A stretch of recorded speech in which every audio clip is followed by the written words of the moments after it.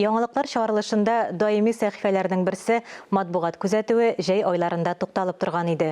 Бүгеннән Татарстанның гаммәви чараларына күзәтү ясауны дәвам иттерәбез. Сүзне сәхифә авторы журналист Миңназыйм Сәфәровка бирәм. Хәерле көн, мөхтәрәм телевизор караучылар.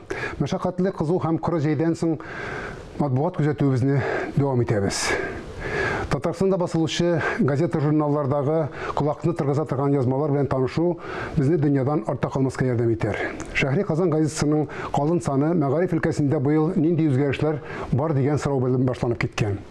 Елдан-ел эреле-ваклы үзгәрешләргә дучар булып торган мәгариф өлкәсе чыннан да сугыш кырын хәтерләтә. Андагы яңалыкларны аңлап һәм белеп бетерә торган гына түгел. Бу уку елында, мәсәлән, мәктәпләрдәге уку атнасы гимн башкарып флаг күтәрү белән башлана. Хәзер укучылар ашыгыч рәвештә Россия һәм Татарстан гимннары сүзләрен ятлау белән мәшгуль. Аннары үткәндә калып онытыла язган тәрбия сәгатьләрен яңартырга дигән боерык килгән истән. Тәрбия эшен тиешле дәрәҗәдә җиткерү өчен мәктәп директорларының махсус киңәшчеләре дә булдырылган. Бу киңәшчеләрне директорның тәрбия буенча урынбасарлар белән бутамагыз. Соңгылары гомер вакый булды. Ә менә киңәшчеләр шуңа стәле дип уйларга кирәк.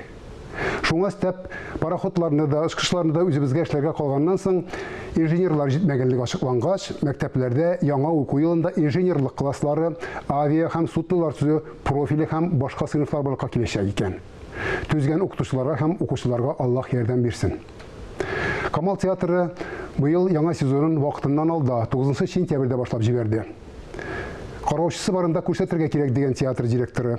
Быел театр яратучыларына яңа премьералар Ринат Таҗетдинов, Равил Шәрәфиев, Зөлфирә Зарипова, Фирая Акбарова, Гөлсем Исангулова, Фәнис Җиһанша, Миләүшә Шәйхетдинова һәм Минвәли Габдуллин кебек танылган артистларның юбилей кичәләре көтелә. Ватаным Татарстан газетасы укучылары күңеленә шым салырга булган. Беренче биттән башлап Татарстанга коронавирусның яңа дулкыны килүе турындагы язма урнаштырылган. Инде хәзер халыкны мондый хәбәр белән куркыту авыррак булса да, үзәккә үткән зәхмәттән саклану өчен бу язманы укып чыгу зыян итмәстер. Украинада хәлләр белән якыннан танышып барырга күнеккән укучыларда газетаның сәяси күзәтүчесе Рәшит Фәхрахмановның корал ярышы язмасы кызыксыну ятмый калмастыр.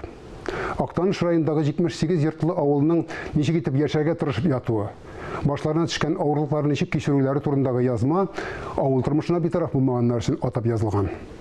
Моннан тыш газетада татарны яклаучы күренекле рус галиме, язучы, тәрҗемәче Лев Гумилев турында һәм Татарстан язучылар берлегенең Чаллы бүлеге рәисе Тукай бүлеге лауреаты Хакил Сафин белән тәфсилле әңгәмәләр дә урын алган. Кыскасы, бәрәңгесе алынып беткәннәргә тымызык көзге көннәрдә рәхәтләнеп укырлык язмалар җитәрлек татар матбугатында. Тормышка карата булган кызыксынуыбыз, дәртебез алга таба сүнмәсен дигән теләктә бүгенгә сезнең белән сау булашам, исәнлектә күрешик.